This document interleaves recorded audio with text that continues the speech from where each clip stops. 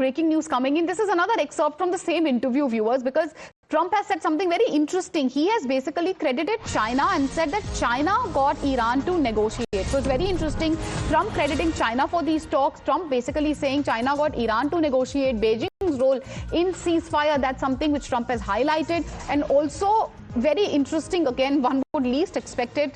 He goes on to hail China and hail China's pressure on Donald Trump. Very interesting statement. Once again, Lieutenant General Sergey Kulkarni, sir, if I could come to you, how do you read this statement by Donald Trump crediting China for putting pressure on Iran for these talks?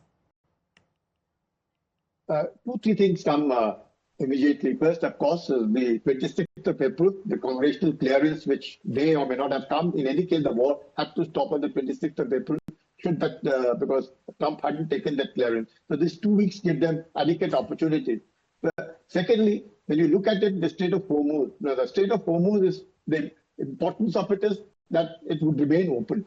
Now, the Chinese are the biggest beneficiaries of the oil that gets exported from the Strait of Hormuz. So obviously, the Chinese are looking at it because so much of imported oil which goes into China.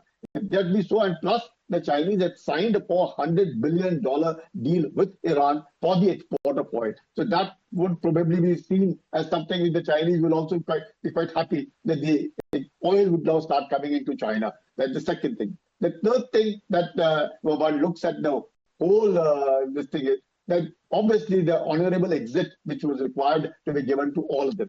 Now, how that honorable exit comes to the Strait of Hormuz, but the money being charged for keeping the Strait of Hormuz open along with the connivance of the IRGC is rather very high.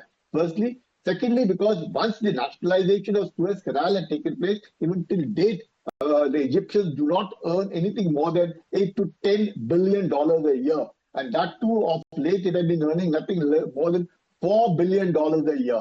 Now, with this kind of ships being charged $2 million for every tanker that goes, and they've been wanting to earn as high as $8 billion a month, I don't think anybody would accept it for a very simple reason. That yes, the oil prices may fall, but with these heavy charges coming in, along with insurance and all of it coming in, I think it will become almost unbearable for the world to be able to withstand these kind of prices for both gas and also oil.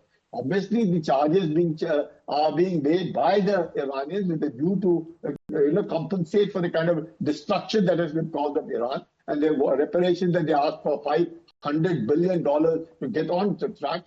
Obviously, but notwithstanding all of it, a ray of hope. At least the two sides will sit down in Islamabad, will start working at it from the 11th of April. Something hopefully will work it out. But yes, Israel is on board. And that is very important because President Trump did speak to Israel, and thereafter the ceasefire declaration came in. Because if Israel was not on board, and if it only is America on board, then probably the bombing would have stopped America, Israelis would have continued. But it's very important for Iran not to attack the GCC countries. And we have obviously